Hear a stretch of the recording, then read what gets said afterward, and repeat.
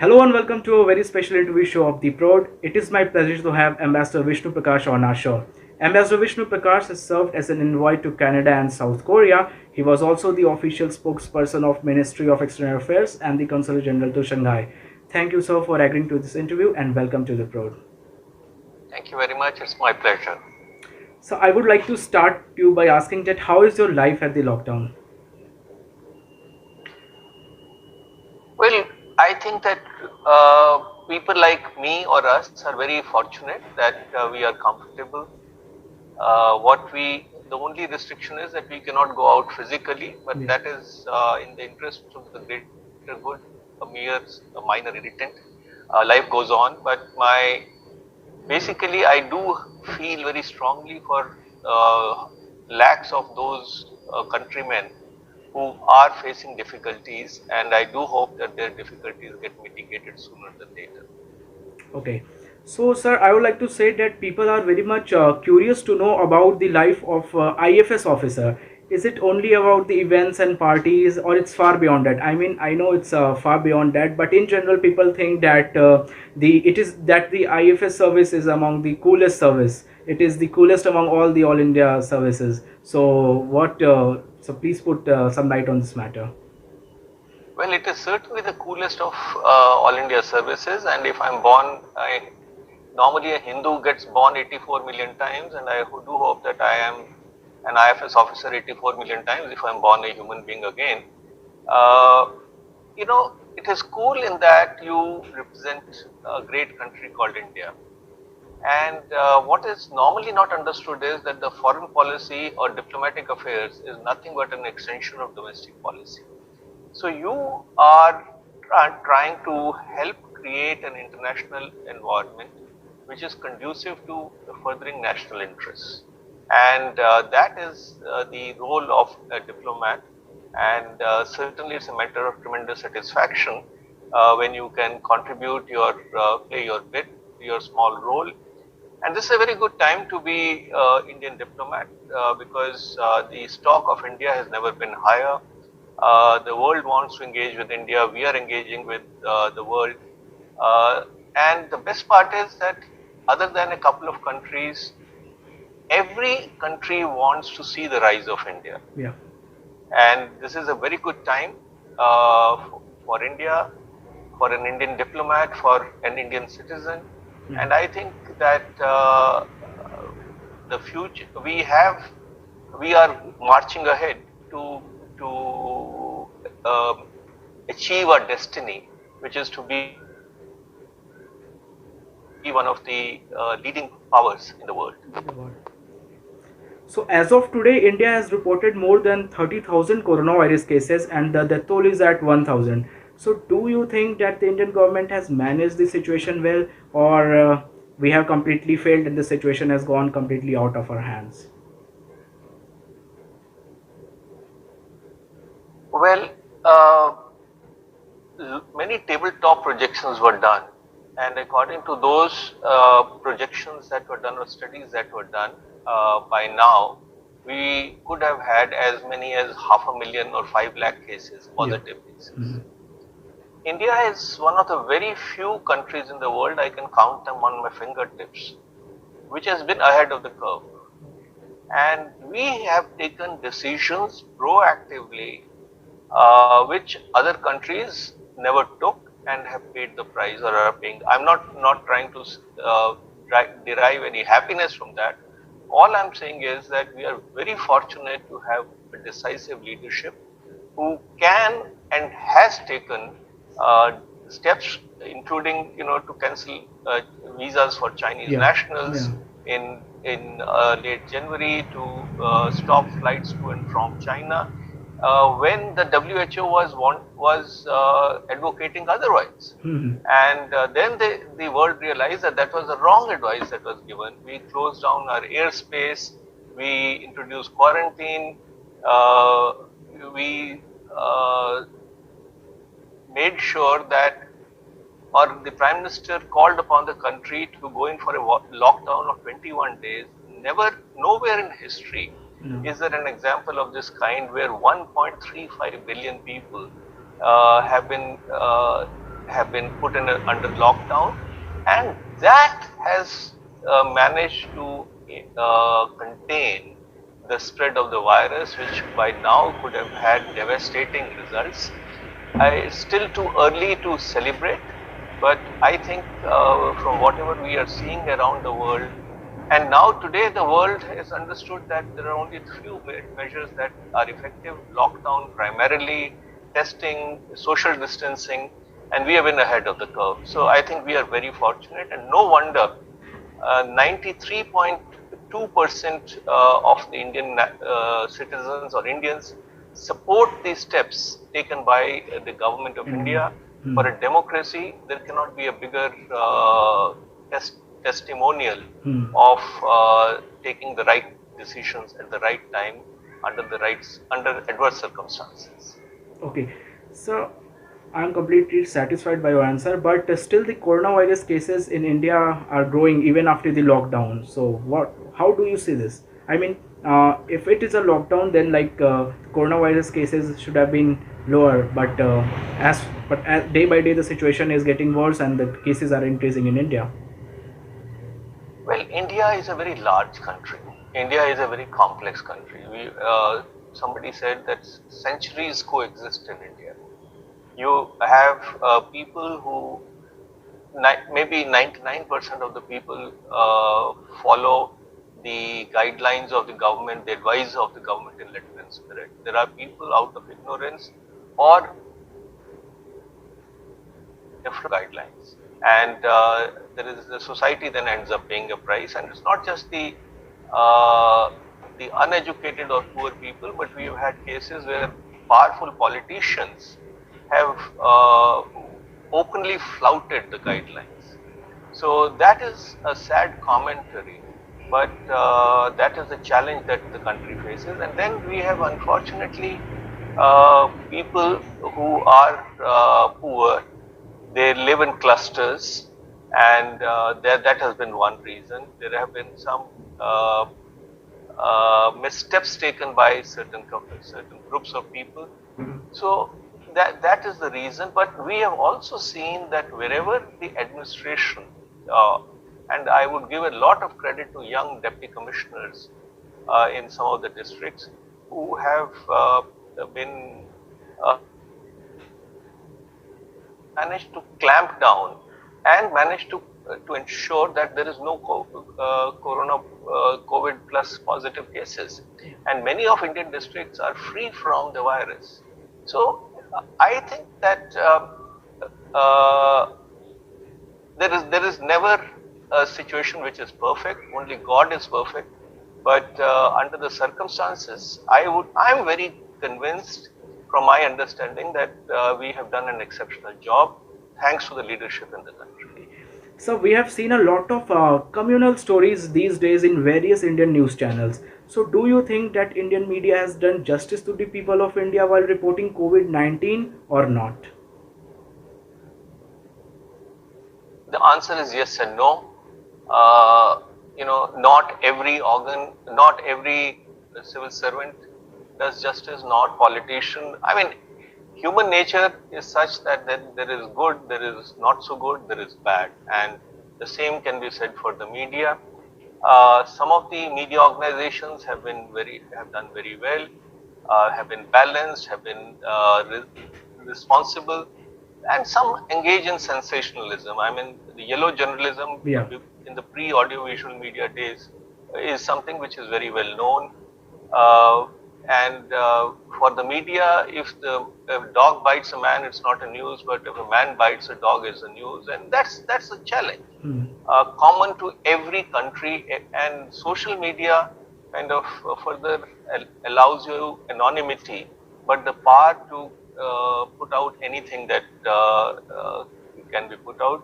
So I don't think there is one answer to that. It has been a mixed bag, but the media has a very important role to play in a democracy in particular, because they turn the searchlight on action. And that enables people. Yeah. No, Sayur, you complete first. So that enables people to to not only understand but also checks irresponsible behavior of people who are in power. Yes, sir. So many leading Indian news channels have been involved in spreading fake news. Also, we have seen tweets from various police organizations that this particular channel has spread the fake news or this. So, how do you see this? Well, your information and mine is the same. I mean, there have been channels and media organizations which have been irresponsible. Uh, most bulk of them have been responsible. So the law of the land takes care of that, and that's how it is. But I would still say that, and somebody who has been, as a spokesperson, has been very closely associated with the media. I think our media, given a democracy that we are, is perhaps the most responsible media in the world. Uh, but there are always bad apples. But the press freedom ranking of India has also fallen in this year also. So, how can we say that our Well, media is the best media, sir? I said it is one of the best. That is my feeling. The press ranking, etc. Many of these rankings are objective. Many of the rankings are not objective. There are some organizations. There are some hidden agendas that are followed. We also know that there is a section of the media in India and international media which is uh, which would which always finds fault with the present government for partisan reasons. So there are wheels between wheels, and we all know that. But I'm not saying that Indian media is perfect, but I'm saying that given the character of media in democracies, our media is doing reasonably well in the job role assigned to them. Okay, so thank you, sir. For let's come to the WHO part. So recently, USA has stopped the funding of the World Health Organization. How do you see this matter? What is the role of an international organization? International organization is supposed to be impartial, Yeah. supposed to be capable, supposed to give the benefit of objective advice.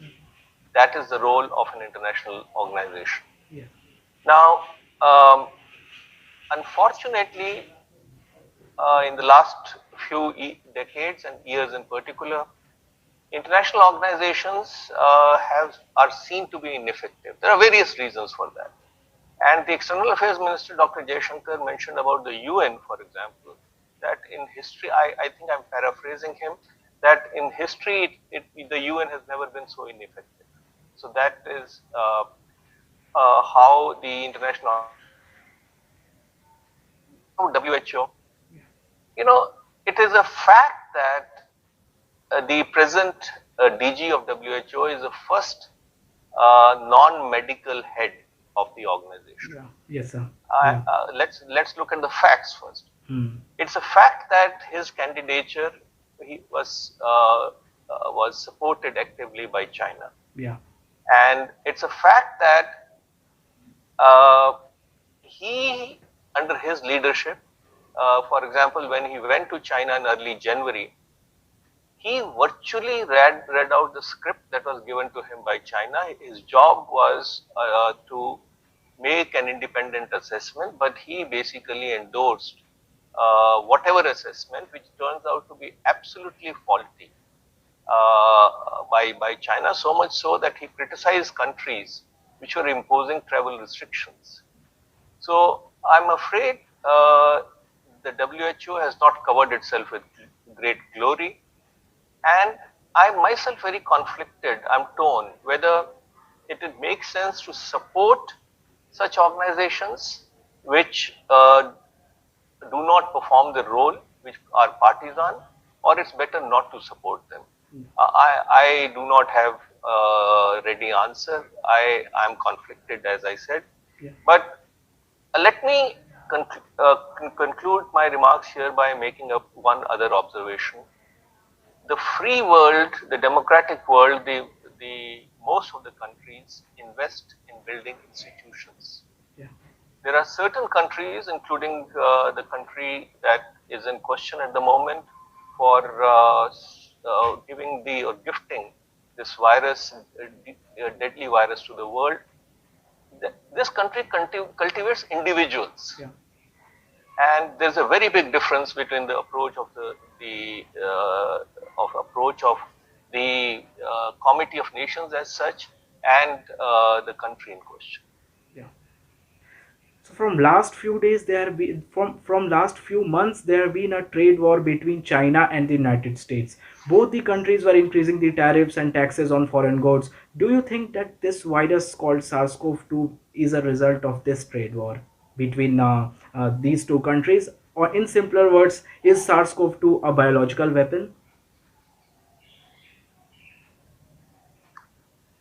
I do not know. I would love to know what is the truth, but let's look at a few facts. The coronavirus, we know, some believe originated or came to notice by the local authorities in Hubei and Wuhan in middle of October. But general consensus is that it was known by middle of November last year. On the 31st of December, WHO was informed, the world was informed weeks later. Now, if this is correct, and the indications are that this is correct, I think it calls for a serious investigation, because it has pushed the world into an unprecedented crisis, human, economic, structural, and so on. Okay. It's also a fact that of the 230,000 odd deaths in peace times that have happened till today, 80% are in developed countries. Sorry, go ahead. Okay, Organization of Islamic Cooperation made a tweet recently, and I quote, IPHRC urges... Let me conclude my remark, Yeah. and then let's come to the other thing, because I have something very interesting to share with you and your viewers. Recently, we had an interaction with Dr. Tawei, who is the Dean of the Institute of International Relations in Beijing. Okay. And he made an observation, which I will just quote without analyzing it, leaving it you and your viewers to do that. What he says is that there is no chance of India or China-US relations improving. Yeah. No chance of China and US relations improving unless there is a visitor from the Mars, or there is a visit from the Mars. Yeah. And goes on to say, perhaps the coronavirus is such a visitor. I leave it there. Okay. So, Organization of Islamic Cooperation made a tweet recently, and I quote, IPHRC urged the Indian government to take urgent steps to stop the growing tide of Islamophobia in India and protect the rights of its persecuted Muslim minority as its obligations under its obligations under international law. Not just the OIC, but also Princess Al Qasimi of the UAE has spoken out against alleged Islamophobia in India. How do you see this? Is this the real situation, or it's just a propaganda by the Gulf countries? Well, with all due respect to OIC, they have, since its foundation, been always taking a partisan view on India. They have been subjecting India to incessant criticism, quite often at the behest of a certain neighbor of ours. That is OIC. India has the third largest Muslim population in the world after Indonesia and Pakistan. Yeah. The Indian Muslims have been doing very well and have in every walk of life. And their or done is also exceptional. I remember President Bush introducing Dr. Manmohan Singh to his wife and saying, Laura, this is Dr. Manmohan Singh, Prime Minister of India. And India has 180 million Muslims at that time. Not one has joined the Al Qaeda. Yeah. So, that is the community Yeah. which has been playing a constructive role. So according Now, to according it to is you, unfortunate that Go ahead. so according to you, sir, it's just a propaganda by the Gulf countries and OIC, nothing more than that. Can't hear you. So according to you, it's just a propaganda against India by OIC and Islamic countries, especially the Gulf countries. I'm coming to that. I take it that you want me to keep my answers briefer. I will do that. No, sir, it's fine. It's fine. So, no, I don't mind it. I mean, I'll do it the way you want it No, to sir. be structured, so that's not an issue. You see, what is very often these chose not to understand is that when you have a country of the size of India, 1.35 billion people, there will be aberrations. Yeah. If there are a handful of people who make irresponsible comments, Yeah. or there is an isolated incident here and there, Yeah. even one incident is an incident too many. But my question is, for a country of a continental sized country like India, where the Muslim population has been growing steadily, has been doing well, Yeah. does one or two isolated incidents represent the character of the country? So, I'm the first to say that there are aberrations, few and far between, but there are. And there is a lot of motivated propaganda to show India in a negative light, and especially to try and give pinpricks to the present government, because for reasons that we know. Yeah. What is their benefit in doing this? Why are they doing this? Who are they, as you call it? OIC, particularly OIC. Well, I've already hinted at that India is not a member of OIC, which Yeah. is an anomaly, given the fact that we have the third largest Muslim population. Yeah. And Pakistan, which has the worst record of human rights, Yeah. which has persecuted all its minorities, Yeah. is a member there. And somebody said that OIC is like a Christmas tree where every country can hang an ornament. Yeah. So there is no vetting, and whatever Pakistan says is generally included in the statement. And Pakistan is Pakistan. So they will cut the nose to spite the face. So that is a reality that the world and we have to live with. Okay. So let's come to the now economic crisis. Moody's has predicted the growth rate of India at just 2.5%, whereas according to the International Monetary Fund, it's going to be just 1.9%, and CRISIL's have predicted the growth rate at 0%. So do you think that India is heading towards a recession, keeping in mind the economic impact of COVID-19 as well? So do you think we are heading towards a recession? The world is heading towards an unprecedented recession, which will be the most severe since 1929. It is too late to predict how deep the recession will be, because we are still in the throes of the crisis, and India is no exception. India will also be affected. To what extent, only time will tell. But India does have the resilience, given the size, the scale, the youthful population, and the big market that we belong to.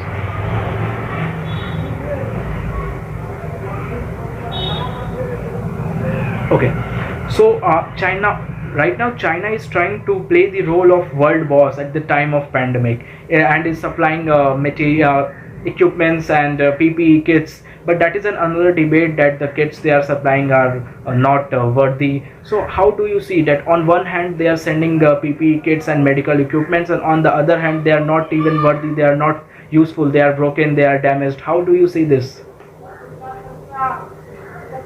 I believe that the post-COVID-19 world, there will be no winner. There will be only losers, and I think the biggest loser will be China, because China stands exposed. As it is, China, the trust level or the distrust level was high. Today, that has gone through the roof. Its credibility has taken a beating. It has basically pushed the world into an unprecedented crisis. And not only that, it had the audacity to try and change the narrative using economic power, economic muscle, and so on. Instead of owning responsibility and working with other countries to transparently come investigate what went on, it accused other countries, especially US, of Yeah. bringing in the virus, Through army. and even used economic coercion against countries which asked for investigation, and they've been threatening them. So Yeah. that is unbelievable. And not only that, some of the Chinese companies have used this adversity or a crisis to make money and supply substandard stuff. So this is a wake-up call for the world. The world has realized that over dependence on China cannot be allowed, and only economic considerations cannot be allowed to dictate where industries will be established. So there is bound to be a migration of industries from China back home or near home, Yeah. and that process has already started, which will pick up steam further. Okay. Okay. So let's come back to the India.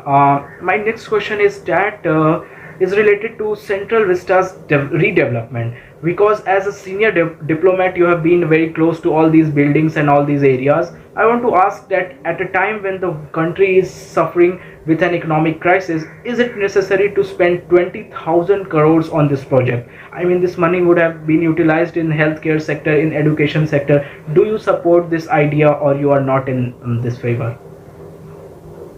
I think some people are making a mole out of a mountain out of see any effort by the government to start on this project right now. It is an ambitious project because the parliament building, for example, is 100 years old, Yeah. and there is always an effort to showcase the best of India. Yeah. But nobody, as far as I know, is talking of starting this on this venture tomorrow. All efforts are concentrated on the crisis at hand. I mean, I've never seen any government so focused, and everybody will have a viewpoint, because there is always been a debate between modernization and antiquity.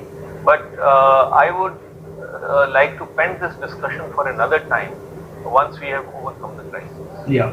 Okay, so I would like to conclude by asking, in last few years there have been a lot of debate on nationalism, and I mean everyone has their own set of ideas and their own set of opinion on this topic. So what according to you is the practical definition of nationalism as a diplomat, as a former diplomat and a,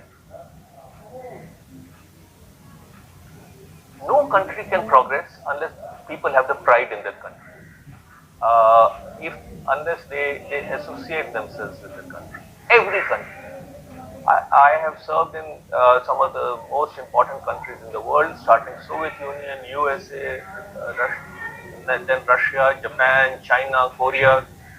Every country that has progressed in the world have national citizens who have pride in their country, who are dedicated to the country, who are willing, who would always also consider the good of the image of the country. So that pride has to be there. Now, the stage comes when you transcend that pride to become ultra nationalistic. yeah, When you believe that you develop a superiority complex and you start looking down upon the others. Now that's a wrong thing, and I don't see India and Indians, given our culture of pluralism, where we have always believed in multicultural societies, and we are a multi-ethnic, multilinguistic society. But I am very happy if there is an upsurge of pride among Indians towards the motherland. now many people in India make joke out of this term nationalism. How do What is your response or your reply to all those who make joke out of this term called nationalism? May good sense prevail on them. I have given you my outlook. If some people cannot respect the flag, cannot respect the country, uh, then there is something amiss somewhere. You always expect the country to do something, but do not follow their duties and responsibilities. Need to reflect on their behavior, because every citizen has a civic duty to uphold the dignity of the country that he or she belongs to. Okay. So anything at last you would like to add? Well, I have been very proud to fly the Indian flag, and I've never been as bullish on India as I'm today. We are passing through a difficult phase, but I see a sense of purpose in the government to bring India out of that. There is a very broad consensus in India to follow the lead of the government, and the Prime Minister has taken practically all segments of society and opposition parties along. Now is the time, after we have overcome the corona crisis, to usher in a wave of economic reforms to industrialize. So this is an opportune time to unveil Make in India 2.0 and make India sweep away the cobweb of obstacles, obstructions, and make India one of the most attractive destinations for foreign investments, so that and countries are now wanting to migrate out of China. They are looking for a large country. Another destination, yeah. And this is a very good time for us to industrialize, because we have missed the industrial revolution, and that is what stands between India's rapid development and tepid development. Okay, sir, have you ever thought of joining politics? I saw your tweet last night. I saw a tweet in which you said you replied to a person by tweeting that have I done anything wrong to you? So what's wrong in that question? Have you ever thought of joining politics? Why should I join politics? There are people who are doing politics who have a better understanding. I'm enjoying what I'm doing, being a proud citizen of my country, and contributing my bit to national development, to share my viewpoint, and that is what I enjoy doing: reading, writing, having discussions with friends like you. I have no interest in joining politics. Okay. Okay. Thank you very much, sir, for giving us the time. Thank you for joining at the Broad.